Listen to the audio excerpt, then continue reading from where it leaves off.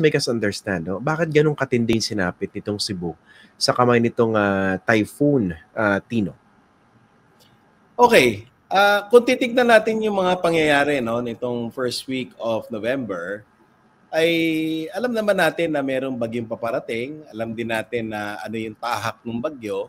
Alam din natin yung dami ng ulan kasi hindi lang naman, marami naman nagbibigay ng dami ng ulan. Ano? In fact, dito sa UP, dito sa UPIESM, yung Meteorology Department, tsaka Environmental Science, ay nagbigay din ng dami ng ulan. No? Importante kasi yung dami ng ulan. Kasi yung dami ng ulan, yun yung magsasabi sa'yo, saan yung mga lugar na babahain. At naibigay naman lahat yan. And nung humagupit na nga at nung tumama yung bagyo, nagbuhos ng ulan. Hindi lang sa Cebu, no? Marami pang ibang lugar, mga Negros, dito sa Antique, dito sa Palawan, sa Samar, Dinagat. Maraming mga naulanan ng mga lugar na pagkalakas-lakas. Pero yung ulan, Christian, wala naman akong alam na napatakan ng ulan or nabuhusan ng ulan na namatay, di ba? Hindi kasi yun yung hazard. Yung pag namuho yung baha dahil sa ulan na malakas, yun yung nakakamatay. Unfortunately, yung mga lugar na mga nakita natin sa social media na binaha at maraming nasira ay mga floodplains. Yung mga floodplains na yon, ito yung mga patag na lugar sa gilid ng ilog na kapag umapaw yung tubig ng ilog, yun din yung mga binabaha. At dahil nga hindi lang tubig ito na stagnant, no? Ito ay umaagos at may velocity, no? Kumbaga rumaragasa. Maraming na trap dun sa mga lugar na alam na natin na mapanganib. Short term siguro, dapat siguro ang nagawa nun ay yung mga tao ay nailikas, no? Kasi alam naman natin na mapanganib doon at alam naman natin na may parating na bagyo na napakalakas ng ulan na dadalhin. Yun ang tingin ko nangyari kasi wala akong nakita na doon sa mga nasa social media na tinamaan ng baha at maraming mga nasira na mga kabahayan at namatay yung mga tao ilan doon, no? So sana yun, masaklap yun, very unfortunate. And sana nakalikas sila dahil may kaalaman na eh. Alam naman natin yung pwedeng mangyari kapag nandun ka at dumating yung baha. Prof, linawin ko lang. So basically, the information was there. Yung dami ng ulan, ano yung mga lugar na likely babahain. Yung impormasyon na yon nasa atin beforehand. So would you say that the gravity of the impact of this of this devastation could have been immensely mitigated if not preventable yung nangyari? I think so, no. Pero syempre ang hindsight is parang mas madali kang magsalita in hindsight, no. 2020 vision ang meron ka. So mas madaling sabihin ito ngayon, no, bago pa dumating. Pero yung mga pangyayari na yan, in fact, meron tayong 1 day in advance forecast, no? Kung titignan mo yung impact-based forecasting system na available sa NOAA, tinukoy yung mga munisipyo na tatamaan sa Cebu up to barangay level. In fact, hindi nga lang barangay level ang kung sinabing saan babahain, kung hindi sinabi pa ilang tao ang maaapektuhan doon sa barangay na yon. Kasi meron tayong mga mapa that shows that these places are exposed to the hazard. Prof, ito bang impormasyon na meron yung NOAA? May access ba rito yung local governments, yung mga tao sa Cebu? Yes, meron. In fact, it's accessible to everybody in the world. Okay. And ako tingin ko dapat sana napopromote yon. Unfortunately, hindi na-promote. Tinignan ko yung number of viewers na tumingin, no? Kasi nakikita din namin yung mga tumitingin ng search location, kung may panganib doon sa kanilang paligid, sa kanilang neighborhood. Nakita ko parang nasa less than 5,000 lang eh. Dapat yan. Nung last year, nung Karina, umaabot ito sa 2.6 million in a day. Yun sana tinitignan natin ito bago humagapit dahil itong kaalaman nito ay pwede magligtas sa ating buhay.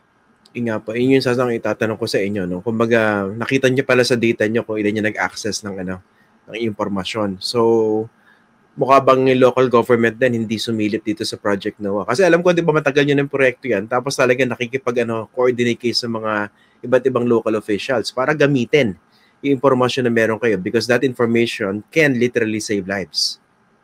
Yes, actually, sana, hindi ba, nagamit. And in fact, kailangan natin na, I'm sorry palagi ko nasasabi in fact kasi facts first eh. Ayun, parang, di ba, ano tayo, dapat pinopromote eh. Tingin ko, dapat binobroadcast eh. Dapat magtiwala tayo sa siyensya eh. Pero kung wala tayong tiwala sa siyensya, mahihirapan tayong i-communicate ito. At dapat, sana, no, dinagdadasal ko na sana, dahil nandyan na yung kaalaman, nandyan yung siyensya, pagkatiwalaan natin at i-broadcast natin at suportahan. Kasi itong mga kaalaman na to, total, ininvestan na din naman ng gobyerno, nag-invest na rin naman ng mga scientists tungkol dito, nagsuporta naman ng UP dito, at yan, yung kaalaman na yan ay sana nakatulong sa ating mga kababayan. Yun nga eh. Pero yun nga, medyo nakakapanghinayang, no? Kung in-access sana ito kahit papano ay mas nalaman nila kung paano sila maghahanda. Ibig sabihin, tama ba? Mukhang delayed ang evacuation dito? May mga ganun pangyayari ba? Balita ko, meron daw evacuation. Bali-balita lang naman yun. Ano? So, hindi talaga ako sure. So, pinag-aaralan pa talaga namin. Ang balita ko, meron naman mga evacuation na nangyari. Pero meron pa rin na siguro akala nila na yung historical record, yung pagkakaalam nila, yung experience nila ay hindi naman ganun kagrabe. Kasi kung papakinggan mo yung mga nadidinig sa mga kwentuhan sa media, no, pag may interview, ang sinasabi nila first time nangyari ito. Ngayon lang yan nangyari. Tagal-tagal na nila, no. And in fact, in fact na naman ako, sorry. Okay na, boss. Itong ganitong account, no, na first time. Hindi naman ito first time na sinasabi. Lahat ng disaster na pinag-aralan namin, 2 dekada na, pag may ini-interview na survivor, ito at ito ang sinasabi. First time nangyari ito. Ngayon lang kami nakaranas ng ganitong kataas na baha, ganitong kataas na storm surge. Ang tagal-tagal ko na dito. Even the mayor say that, no? Nakakita ko diyan. Ngayon lang kami nakakita ng ganitong landslide na kalaki-laki dito. Always sinasabi 'yon. And it only tells us one thing. We failed to anticipate. So, ibig sabihin nun, kailangan natin yung ating pananaw ng mga dilubyo ay hindi lang hanggang doon lang sa alam natin. Kailangan mag-anticipate tayo doon sa mas malaki sa alam natin, lalo na may climate change. At siguro dito parang mas kailangan yata, although dapat nga, trabaho na to ng iba, no? Pero since base sa experience ninyo, talagang kulang sa awareness yung mga dapat nakaalam dito sa Project NOAA, mukhang kayo yata mismo on your own, pag mayroong bagyo, mukhang kailangan mas mag-ingay pa kayo sa tulong ng media at iba't ibang mga plataforma para sabihin, may Project NOAA, kailangan nyo i-access yung informasyon dito. Lalo, may paparating na super typhoon, hindi ba? Nakikita ko naman yung suporta ng media. Nakikita ko rin naman yung suporta dito sa public, no, through social media. Pero siguro mas maganda kung makita natin mas malakas na suporta sa national government. Tandaan natin na ang NOAA dati kasama kami sa NDRRMC, nagbibigay kami ng hazard-specific, area-focused, and time-bound warnings. Kumbaga, sinasabi namin ano yung panganib na tatama sa anong barangay at anong oras. Yun yung ibig sabihin nun. That's part of the PDRA system, which is the Pre-Disaster Risk Assessment. At kung hindi naniniwala, papatawagin ng NDRRMC doon sa governor at mayor. Papakausap doon sa scientist para kumbinsihin yung mayor at governor na ito ang panganib na hinaharap nyo dahil may parating na bagyo. Pero nawala po kami doon sa NDRRMC noong panahon na yon. Dati national scope ang ginagawa namin, pero ngayon hanggang LGU level na lang kami. Kung sino yung mga lumalapit at sino yung humihingi ng tulong, doon kami nakakatulong. Pero sana, naman din mga suporta galing sa Congress, merong suporta galing sa Senado. There are bills that were filed to make the UP Resilience Institute with the NOAA Center as its core component to become the UP National Climate and Resilience Institute.